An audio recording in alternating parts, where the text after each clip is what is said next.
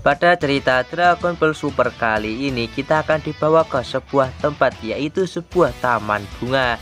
Di tengah taman bunga tersebut terlihat ada sebuah pohon yang memiliki daun berwarna pink, dan di sekitar pohon tersebut terlihat ada beberapa boneka hidup dan juga peri-peri yang sedang menari dan bergembira. Di atas pohon diperlihatkan ada sebuah benda yang sedang digantung dan sedang dimainkan oleh dua orang peri. Ternyata itu adalah Frieza yang sedang ditempatkan di sebuah kepompong.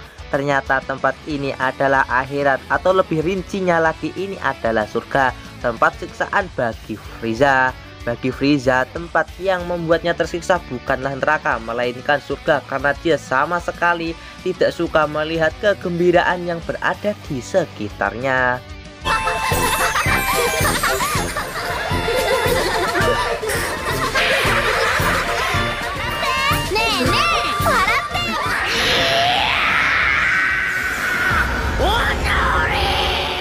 Di sisi lain diperlihatkan komandan tertinggi dari para pasukan Frieza, dia bernama Sorbet.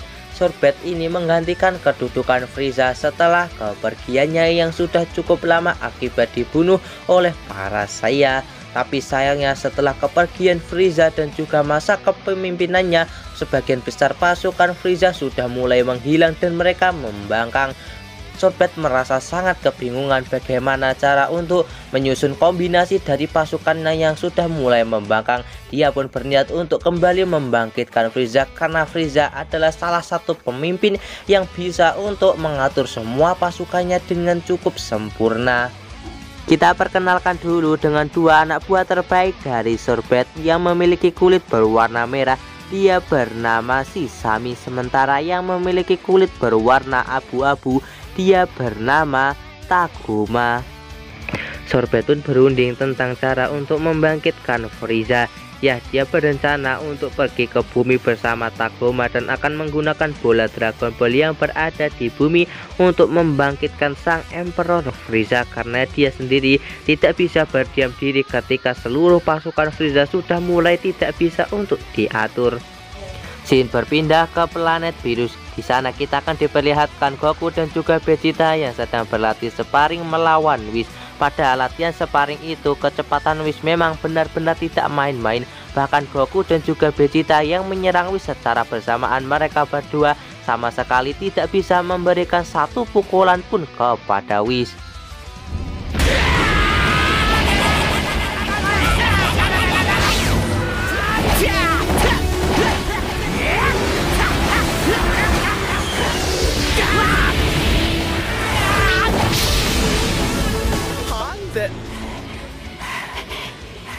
Akhirnya pelatihan sparring Goku Vegeta melawan Whis pun selesai.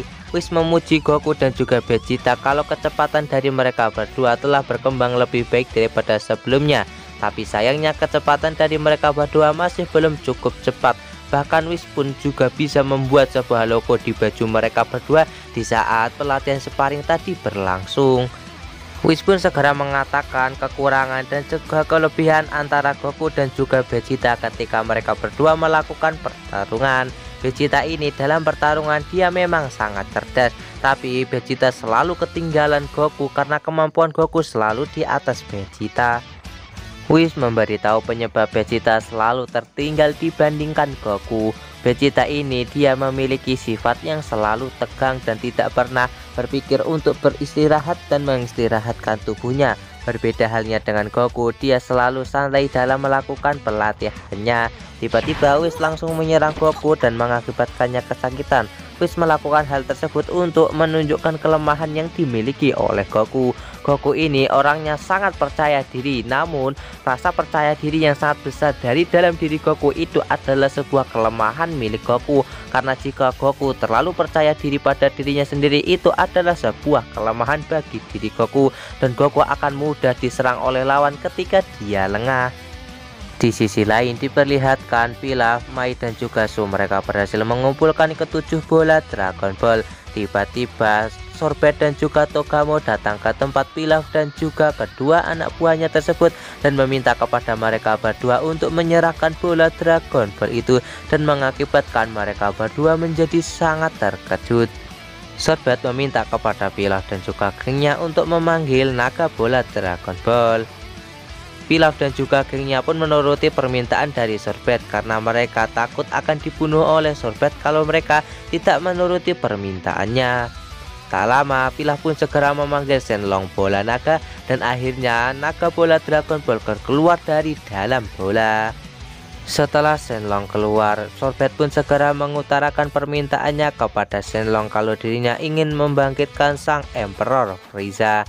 Shenlong mengatakan kalau dia bisa mengabulkan permintaan tersebut, tapi dirinya tidak bisa mengembalikan tubuh Frieza yang sudah tercapik-capik dalam waktu yang sangat lama. Mendengar ucapan Shenlong mengakibatkan Sorbet ragu untuk menghidupkan kembali Frieza. Namun Tagoma meyakinkan Sorbet untuk menghidupkan kembali Frieza karena mereka memiliki sebuah alat regenerasi untuk menyatukan kembali tubuh-tubuh Frieza yang telah tercapik-capik. Mendengar itu akhirnya Sorbet pun yakin untuk menghidupkan kembali Frieza dan dia meminta kepada Shenlong untuk mengabulkan permintaannya tersebut. Dan akhirnya Shenlong pun menuruti permintaan dari Sorbet yang telah meminta kepadanya kedua kalinya. Tak lama diperlihatkan bagian-bagian tubuh Frieza yang telah tercapik-capik turun dari atas langit. Setelah permintaan pertama terkabul, Shenlong mengatakan kalau dia memiliki permintaan yang kedua.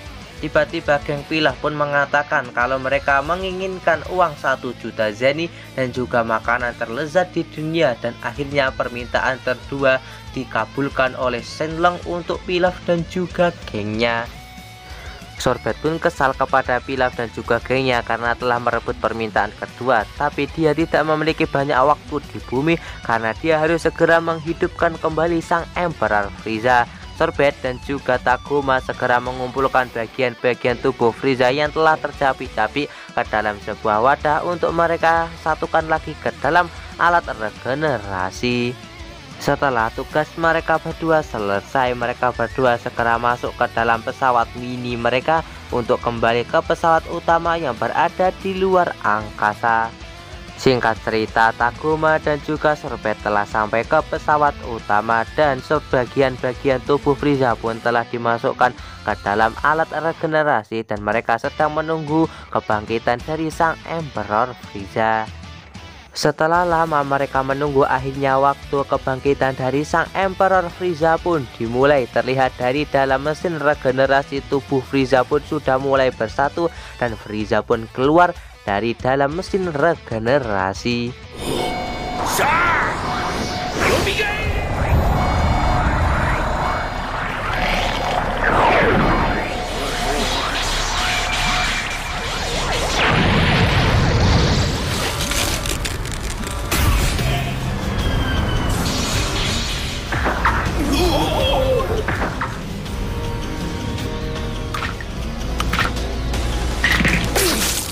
Setelah keluar dari dalam mesin regenerasi, Frieza merasakan kalau tubuhnya sangat segar dan dia tak menyangka kalau dirinya dapat bangkit kembali. Kebangkitan Frieza mengakibatkan Sorbet menjadi sangat senang dan dia pun segera menyambut Frieza. Frieza bertanya siapakah Sorbet. Sorbet menjawab kalau dirinya adalah komandan tertinggi dari pasukan Frieza dulu dan dia selama ini telah menggantikan kedudukan Frieza untuk memimpin seluruh pasukan Frieza. Mendengar itu, Frieza pun menjadi sangat terkejut karena komandan tertingginya dulu sekarang dia memimpin pasukannya. Frieza pun akan membuat sebuah rencana kalau dirinya akan membuat sebuah rencana balas dendam untuk membinasakan dua orang Super Saiyan yang telah mengganggunya selama ini. Mendengar itu, Sorbet menjadi sangat panik dan dia pun meminta kepada Frieza untuk memikirkan hal itu secara ulang. Nah, Tagoma pun menyarankan kepada Frieza untuk mengabaikan para Saiyan terlebih dahulu dan mengatur pasukan yang telah terpecah belah. Mendengar kata-kata dari Tagoma, Frieza pun menembakkan energi laser ke arah Tagoma dan meminta kepada Tagoma untuk diam karena ini bukanlah urusan dari Tagoma.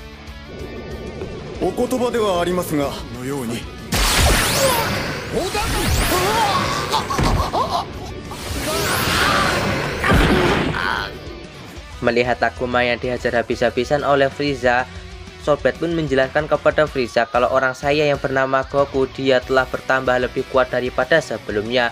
Bahkan Goku telah mengalahkan makhluk paling ditakuti di alam semesta yang bernama Majin Buu. Mendengar perkataan Sobek mengakibatkan Frieza cukup terkejut karena dia tidak menyangka kalau peningkatan kekuatan yang dimiliki oleh Goku bisa sejauh itu.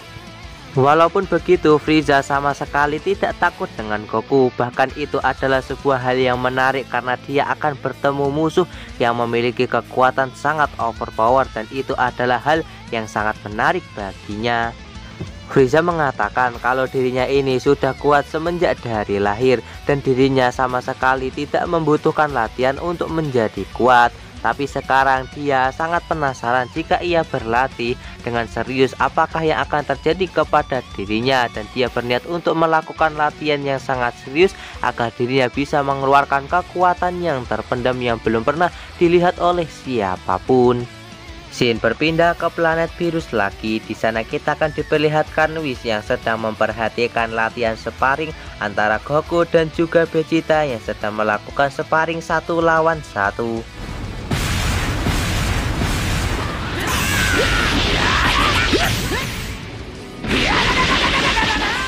Whis yang mengawasi sparring antara Goku dan juga Vegeta, dia melihat sebuah kesalahan yang dilakukan oleh mereka berdua. Ya, seharusnya mereka berdua mengeluarkan aura ki yang terpendam di dalam tubuh mereka, dan mereka harus bisa untuk merasakan aura ki milik lawan dan memasukkannya ke dalam tubuh. Itulah cara untuk membangkitkan kekuatan God di dalam tubuh mereka atau kekuatan dewa. Goku dan juga Vegeta pun segera mempraktekkan apa yang dikatakan oleh Whis barusan, dan benar saja mereka pun sudah bisa merasakan aura ki milik dewa yang sekarang sudah tertanam di dalam tubuh mereka.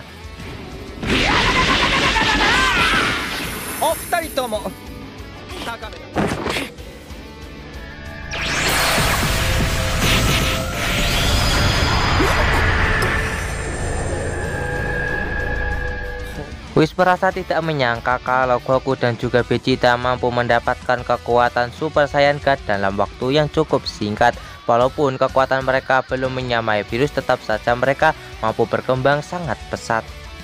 Tak lama, virus yang sebelumnya tertidur dia pun akhirnya terbangun. Sekarang dia pun sedang berjalan menuju ke tempat Whis yang sedang mengamati Goku dan juga Vegeta yang tadi sedang berlatih. Goku dan juga Vegeta pun segera menghampiri virus yang baru saja terbangun dari tidurnya.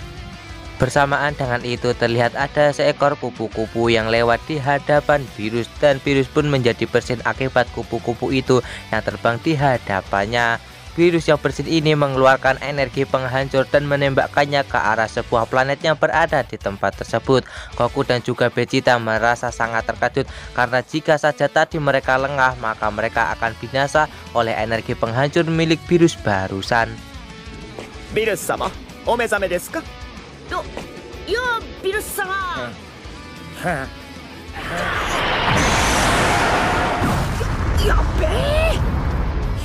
Virus yang terbangun dari tidurnya bertanya kepada Goku dan juga Vegeta bagaimana mereka bisa ada di sini. Goku menjawab kalau mereka berlatih di bawah bimbingan Whis. Virus menjawab lagi kalau dia sudah tahu tentang itu, tapi bagaimana maksudnya mereka bisa sampai ke tempat ini. Goku menjawab pertanyaan Virus dengan mengatakan kalau mereka meminta kepada Whis untuk membawa mereka datang ke tempat ini. Virus menduga kalau Goku dan juga Vegeta memberikan iming-iming makanan enak kepada Whis agar mereka bisa datang kemari.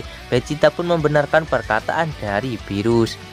Virus yang penasaran kenapa Goku dan juga Vegeta ingin menjadi lebih kuat, dia bertanya apakah mereka berdua mau menggantikan posisinya sebagai dewa penghancur. Goku menjawab kalau dirinya hanya ingin menjadi lebih kuat saja, dan Vegeta menjawab kalau dirinya tidak ingin tertinggal oleh Goku. Di sisi lain diperlihatkan Goten dan juga Trunks kedatangan sebuah pesawat luar angkasa. Dari dalam pesawat luar angkasa tersebut terlihat ada sebuah alien yang keluar, dan dia bertanya kepada Trunks apakah ini benar rumah Bulma. Trunks menjawab kalau ini memang rumahnya. Alien tersebut yang menyadari kalau Trunks ini adalah anaknya Goten, dia meminta kepada Trunks untuk memanggilkan ibunya. Nah, tak lama Goten dan juga Terang pun segera menghampiri alien tersebut dan memainkan tubuhnya. Tiba-tiba mereka tak sengaja mencopot bagian tubuh milik alien tersebut dan mengakibatkan mereka menjadi panik. Namun alien tersebut mengatakan kalau itu bukanlah telinganya, melainkan itu adalah radio tanpa kabel terbaru milik galaksi.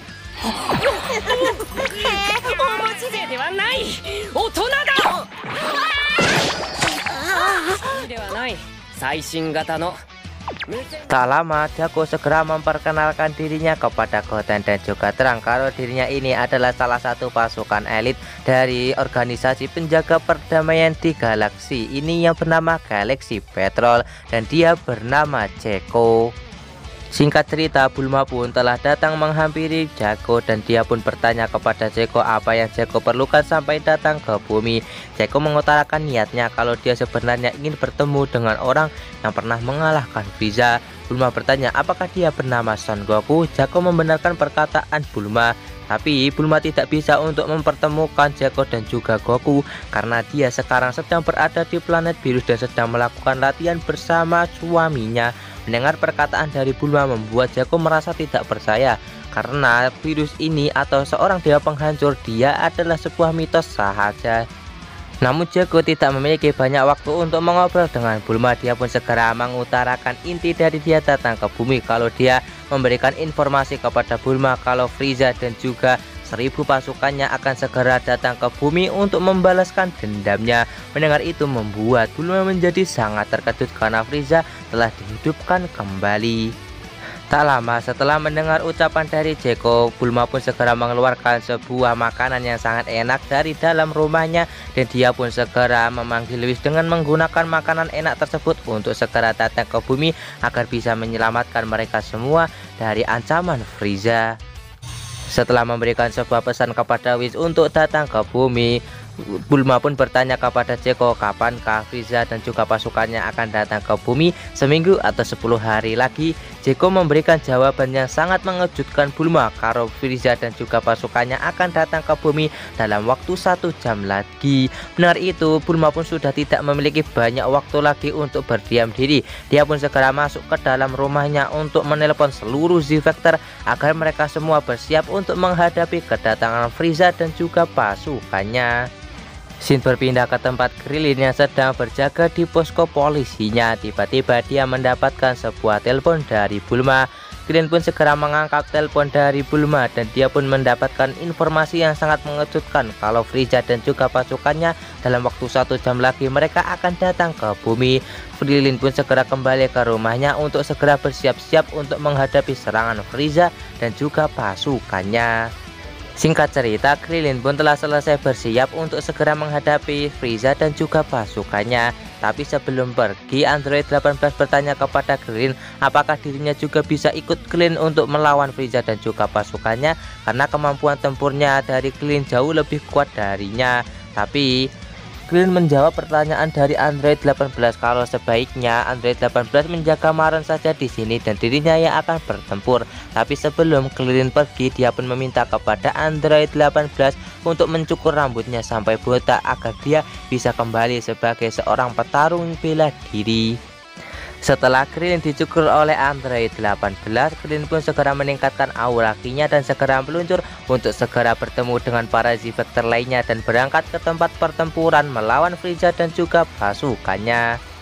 Singkat cerita, para Z-Factor lainnya pun telah berkumpul dan mereka sekarang sedang melakukan perjalanan untuk segera menuju ke tempat Frieza dan juga pasukannya akan segera mendarat.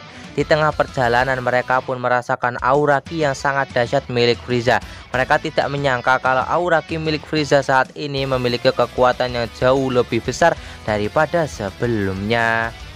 Singkat cerita, para Z-Factor kita pun telah sampai ke lokasi tempat Frieza akan segera mendarat beserta pasukannya. Bersamaan dengan para Z-Factor yang telah sampai ke lokasi tersebut, terlihat pesawat raksasa milik Frieza pun akhirnya muncul dan segera mendarat di lokasi yang telah ditentukan oleh para Z-Factor. Dan alur cerita Dragon Ball Z part kali ini pun bersambung di sini. Bagaimanakah kelanjutan dari alur cerita Dragon Ball Super part kali ini? Tonton saja kelanjutannya di part selanjutnya di channel Hikam 017. Sekian video dari admin, sampai jumpa lagi di video kita selanjutnya. See you next time, bye bye.